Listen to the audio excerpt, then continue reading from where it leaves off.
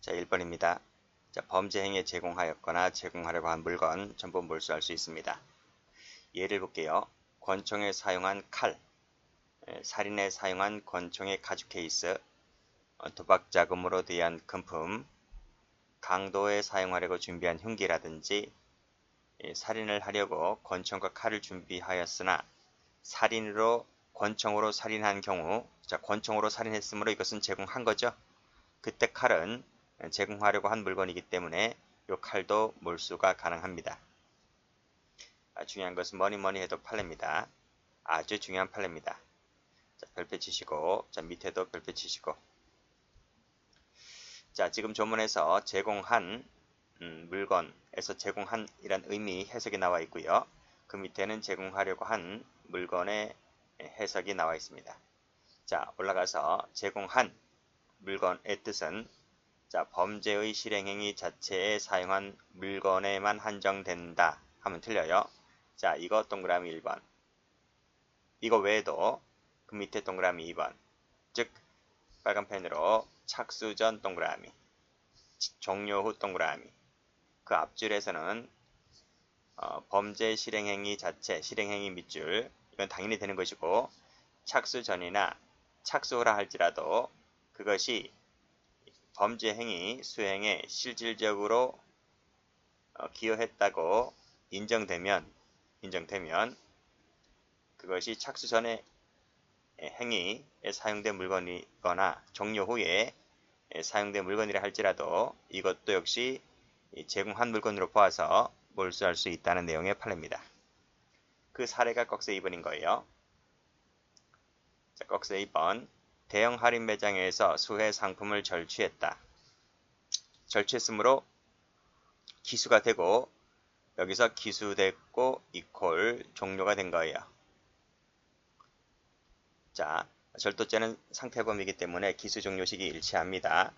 자, 이때 자신의 승용차에 싣고 간 경우 무엇을 이 절도품을 자, 싣고 갔다 했을 때 이 승용차를 과연 몰수할 수 있을까의 문제인데 꺽쇠 1번에서 두 번째 줄 끝에 착수 전은 아니죠. 지금 종료된 이후, 시점 이후이기 때문에요. 자, 여기서 종료 후의 행위라 할지라도 그것이 뭡니까?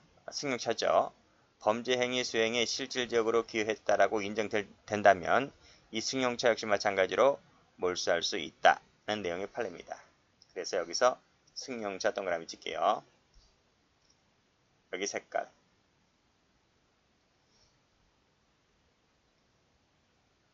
자, 그 밑에 판례 1번. 자, 제공하려고 한, 자, 이 뜻이 뭘까? 이 뜻은 범죄 행위에 사용하려고 준비했는데 실제 사용하지 못한 물건을 말한다. 그게 바로 올라가면 이 사례입니다. 자, 살인을 하려고 권총과 칼을 준비했는데 실제 살인한 것은 권총으로 살인했단 말이죠. 이때 권총은 제공한 물건이고 이때 칼은 제공하려고 한 물건이 되는 거죠. 그쵸? 자, 그래서 다시 한번 보시면 범죄 행위에 사용하려고 준비했는데 뭘? 칼을 실제 사용하지 못한 물건 뭐를? 칼 얘기하고 있는 겁니다. 권총 얘기하고 있는 것이 아니고 요 칼은 제공하려고 한 물건이기 때문에 요 칼을 몰수할 수 있다는 내용의 지문이 되는 거예요.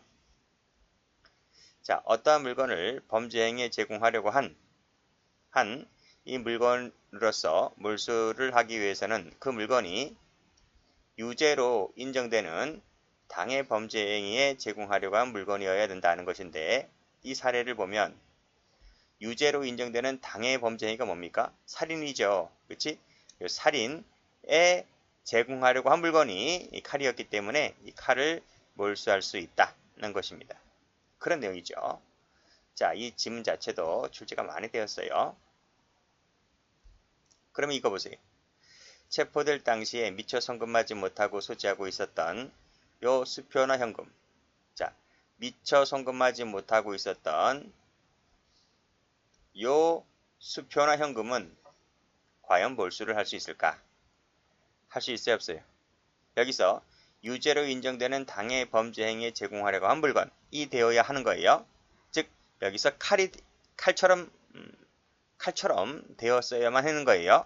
과연 이 수표나 현금이 과연 그 역할을 했나요? 이거죠. 했어 안 했어? 안 했죠. 이것은 장차, 장래형이죠. 장래형. 이 사례는 과거형이잖아. 살인을 하려고 했는데 정작 권총으로 살인한 경우잖아. 과거형이잖아요. 과거형에 있어서의 칼이란 말입니다. 이것은 미처 성금하지 못하고 소지하고 있었다는 말의 의미는 과거형이 아니라 장래형입니다. 장래에 그러한 왜곡한 거래법 위반 범죄라는 제공에 하려 한 물건이지 그 이전에 과거형에 쓰여지려고 한 물건은 아니기 때문에 이것은 몰수가 안 된다는 내용의 판례인 것이죠. 약간 어려운데 이런 것들도 기억을 해두시면 돼요.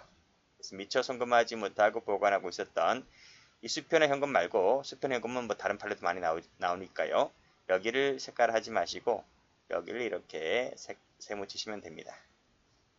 그래서 여기를 색깔칠하면 요것을 색깔칠하면 요것은 장래형이지 과거형이 아니라서 몰수가 안 된다. 이렇게 정리하시면 되겠습니다. 저격수 판례입니다. 자, 1번 판례 아주 중요하죠. 체크하시고. 자, 피해자로 하여금 사기 도박에 참여하도록 유인하기 위하여 고액의 수표를 제시했습니다. 자, 이 고액의 수표가 실질적으로 도박 자금으로 사용되진 않아요. 자, 그렇다 하더라도 이 고액 수표는 뭐다? 몰수할 수 있다. 앞 페이지에서 착수 전의 행위라 할지라도 종료 후의 행위라 할지라도 범죄 행위 수행에 실질적으로 기여하였다고 인정된다면 이 수표도 마찬가지로 착수 전의 행위라 할지라도 이 참여하는데 수단으로 사용되었기 때문에 이것도 몰수가 가능하다. 출제가 많이 되었던 판례입니다. 색깔 칠할게요. 두 번째, 2번, 3번을 묶어볼게요. 자, 2, 3번 판례는 채권입니다. 토지개발 채권, 임대차 보증금 반환 채권, 이 채권도 몰수할 수 있다는 내용이고요. 자, 그 다음 페이지 가보면 자, 명의신탁받아 피고인 명의로 소유권 이전 등기를 마친 토지, 그 지상 건물에서 공동으로 영업으로 성매매 알선을 했다는 거죠. 자, 이 성매매 알선을 함으로써 성매매에 제공된다는 사실을 알면서 토지와 건물을 제공합니다. 오피스텔 생각하시면 됩니다. 오피스텔 임대차 관계 설정할 때 그 업자들이 와서 거기서 성매매 영업행위를 하고 있잖아요. 자, 그랬을 때 이 토지와 건물을 몰수할 수 있을까? 몰수할 수 있죠. 우리 이 성매매 여기 관련된 법 있죠. 성매매 알선 등 행위 처벌에 관한 법률을 가보면 이 토지와 건물 같은 경우 성매매 알선 등 행위에 해당하기 때문에 이것도 징역형 또는 벌금형이 나옵니다. 그래서 이 범죄로 인해 얻은 금품이라든지 그 밖의 재산 같은 경우는 필요적 몰수 추징하도록 이 법조문에 나와 있어요. 그래서 이 법조문에 따라서 몰수한 것은 적법하다고 봤습니다. 자, 다음 황금성 게임기가 있습니다.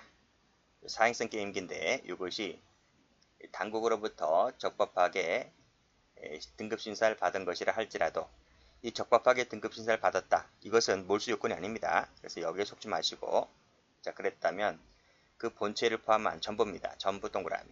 전부가 몰수 대상이 된다. 자, 그 밑에 자, 오락실업자, 상품권업자, 환정소 운영자가 공모해서 사행성 유기기구에서 경품으로 배출된 상품권을 현금으로 환전하면서 그 수수료를 일정한 비율로 나누어 가졌습니다. 나누어 가지는 방식으로 이 세 사람이 이제 영업을 했다는 거죠. 그랬을 때 환전소 운영자가 환전소에 보관하고 있던 현금 전부가 빨간펜으로 전부입니다. 전부는 밑에 몰수 대상이 된다는 거예요. 조심할 것은 이 밑에 그자가 현금 중 일부를 생활비 등 용도로 소비했다 할지라도 공제하는 것이 아니다. 소비했다고 해서 몰수 안, 그럼 다 소비해버리죠. 그치? 그러니까 소비했다 할지라도 그 전부 내가 보관하고 있던 현금 전부는 몰수 대상이 되는 것이고 만약에 소비했다면 이 부분은 추징하면 되겠죠. 소비한 한도 안에서는 그런 판례입니다. 자, 그래서 여기 전부에다가 색깔 칠하세요. 전부가 몰수 대상이 된다.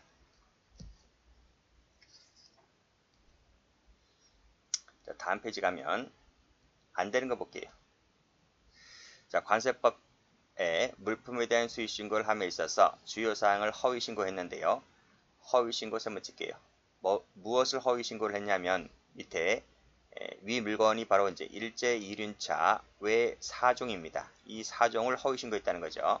자, 이것은 신고의 대상물에 지나지 않아서 이것은 48조 1항에서 말하는 몰수 요건에 해당한다고 볼 수가 없다는 내용의 판례고요. 실제로 출제가 된 적도 있습니다. 뭐 자세히 들어가지 마시고 그냥 이 정도 한해서 그치면 돼요. 그래서 이 부분은 이렇게 색깔칠 하시고 허위 신고한 것은 몰수 대상이 되지 않는다. 그 정도면 족합니다. 자, 두 번째. 자, 범죄 행위로 인해서 생겼거나 취득한 물건을 이제 몰수할 수 있는 것이죠. 도박 같은 경우에 도박판에서 딴 그 금품 생긴 거죠. 또는 취득한 거죠. 몰수할 수 있고요. 불법 벌채한 목재라든지 뇌물로 받은 수표라든지 은닉 사례로 받은 금품이라든지 위조 유가증권, 위조 통화 이런 것들 전부 다 몰수할 수 있습니다. 판례 보죠. 판례 이 별표되어 있는 부분 기출된 적이 있습니다. 최근에 자 취득 밑줄 그시고 자 분명 48조에서 이렇게 적어놨죠. 범죄 행위로 인해서 취득한 물건을 몰수 또는 수증할 수 있다 했는데 그럼 취득이란 말이 무슨 뜻이냐? 취득이란 말은 이 사례에서 보았듯이 즉 도박판에서 딴 금품, 뇌물로 받은 수표, 그치? 불법 벌채, 목재 이런 것은 범죄 행위로 인해서 결과적으로 내가 취득한 것 이것을 취득이라 한다 이 뜻입니다. 그러니까 이런 요건이 갖춰졌을 때 취득으로 보아서 몰수나 추징할 수 있는 거죠. 자 그러면 올라갑니다. 갑은 폐기물 배출 업체로부터 인수받은 폐기물을 허가 또는 승인 받은 곳, 신고한 곳에 매립을 해야 되는데 그곳이 아닌 다른 곳에 매립했단 말입니다. 그리고 이제 업체로부터 돈을 받았는데 이 업체로부터 받은 돈을 몰수나 추징할 수 있을까의 문제입니다. 할 수 있을 것 같아요? 없을 것 같아요? 자, 여러분이 이 부분을 읽어보면 당연히 밑에 보면 취득이라 하는 것은 범죄 행위로 즉 허가받지 아니한 곳에 신고한 곳이 아닌 곳에 매립했고 그러한 범죄 행위로 인해서 결과적으로 업체로부터 돈을 받았으므로 이 돈은 범죄 행위로 받은 돈이라서 취득이라고 보았기 때문에 몰수할 수 있는 것 아니야? 이렇게 해석할 수 있겠지만 자, 잘 보세요. 분명 이 폐기물 배출 업체는 돈을 주었을 때 그래 수고했다. 너희가 허가 승인 받은 곳이 아닌 또는 신고한 곳이 아닌 곳에 매립했기 때문에 수고도 했다. 그래서 돈을 준 게 아니잖아요. 업체가 이 아닌 곳에 버리라고 돈을 준 것이 아니죠. 분명히 업체는요. 폐기물을 매립하기 때문에 이 갑이 폐기물을 매립하기 때문에 그 대가를 준 것이지 그 폐기물을 매립한다라고 하는 것은 허가받은 곳, 승인받은 곳, 신고한 곳에 매립한 것이라는 걸 전제로 돈을 주는 것이지 험한 곳에 돈을 준다고 해서 돈을 주는 게 아니잖아요. 업체는 적법한 곳에 버리는 줄 알고 돈을 준 것이지 무허가 쪽, 그치? 자연형 오염물질 유발할 수 있는 그런 곳에 버리라고 준 돈이 아닙니다. 그래서 이것은 범죄 행위로 준 돈이 아니라고요. 그렇기 때문에 이것이 사전에 받았던 사후에 받았던 그것이 문제가 되는 것이 아니에요. 그래서 이 부분에 속지 마시라고 판례도 그렇게 얘기를 하고 있죠. 판례도 여기 보시게 되면 자 몰수 추징 대상으로 보기 위해서는 피고인들이 범죄 행위로 인해 취득해야 되는 것인데 이것이 범죄 행위를 전제로 수수되었다는 점이 인정되어야 하는데 그게 인정이 안 된다는 거야. 여기서는. 그쵸? 자 그래서 막연히 피고인들이 불법적으로 매립을 할 목적으로 돈을 받고 인수하였다는 사정만을 들어서 위 돈이 범죄 행위로 인해서 생겨난 돈이 아니다는 거죠. 제 말이 무슨 말인지 아시겠죠? 즉 폐기업체가 돈을 줄 때 이 불법 매립을 하라고 돈을 준 게 아닙니다. 그러니까 지정된 장소에 매립해라고 준 돈이지 그런 것이 아니기 때문에 이것은 인과관계도 없기 때문에 몰수 추징해서는 안 된다는 내용의 판례죠. 그래서 여기 아닌 것 있죠. 아닌 것 밑줄 것이고 여기 폐기물 업체로부터 받은 돈 세무칠게요. 이 돈은 여기에 갖다 버리라고 준 돈이 아니라 이 뜻입니다.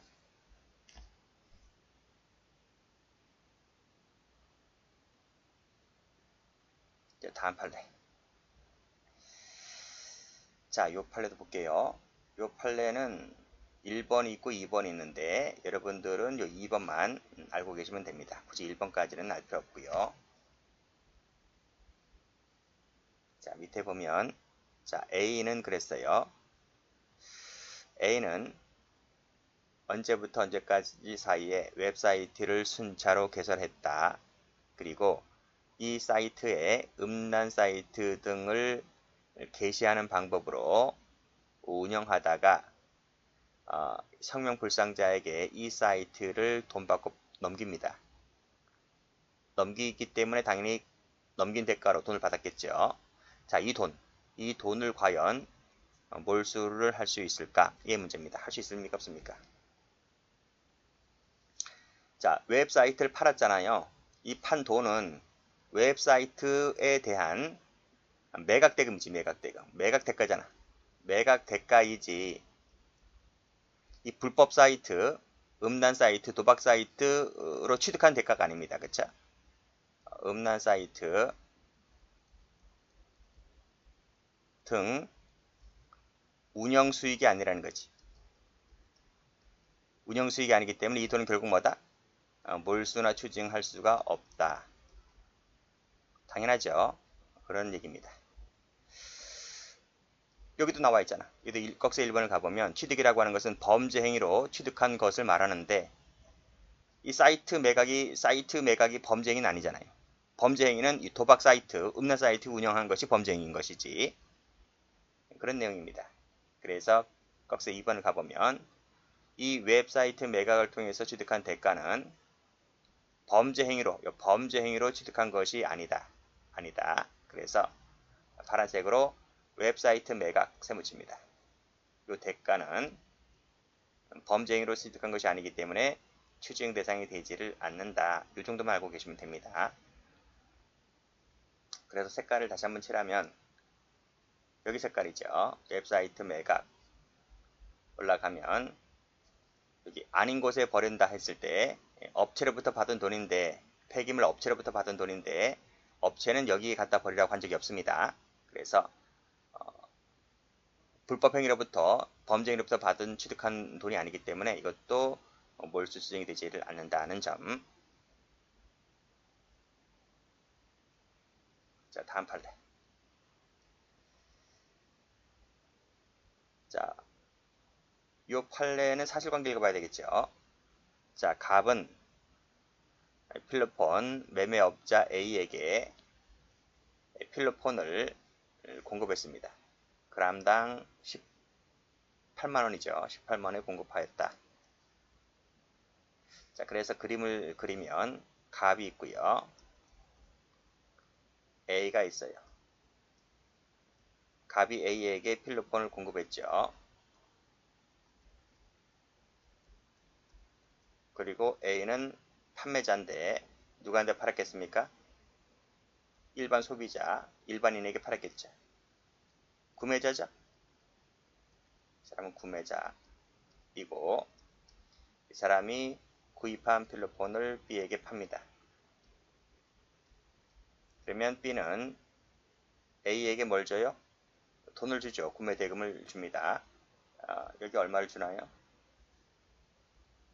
합계 3억 2,700 정도를 주네요. 판매하여, 그치?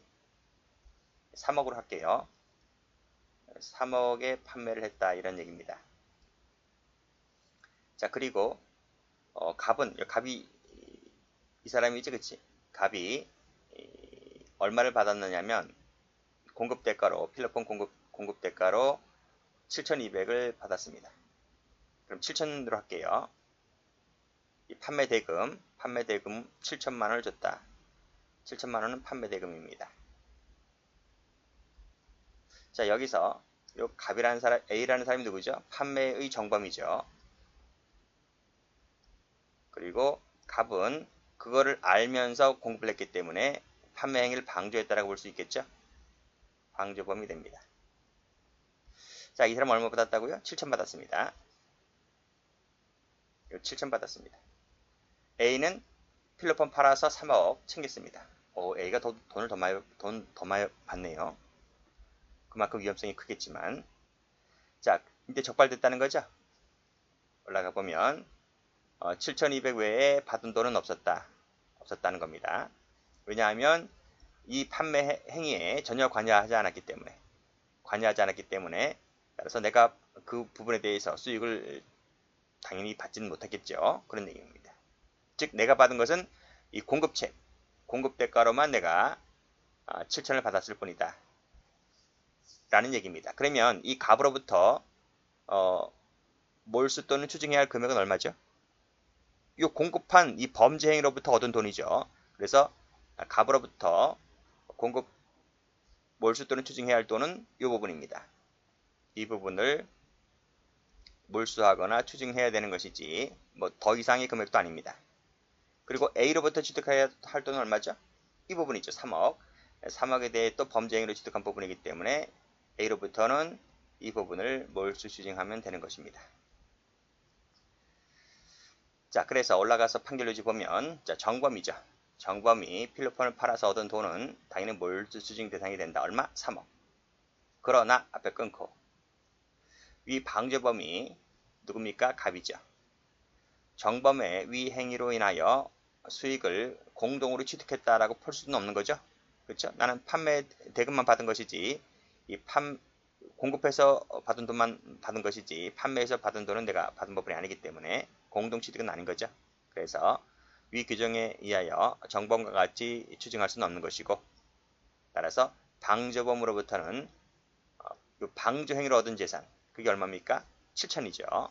7천에 한해서만 몰수 추징할 수 있는 것이다. 그런 내용입니다.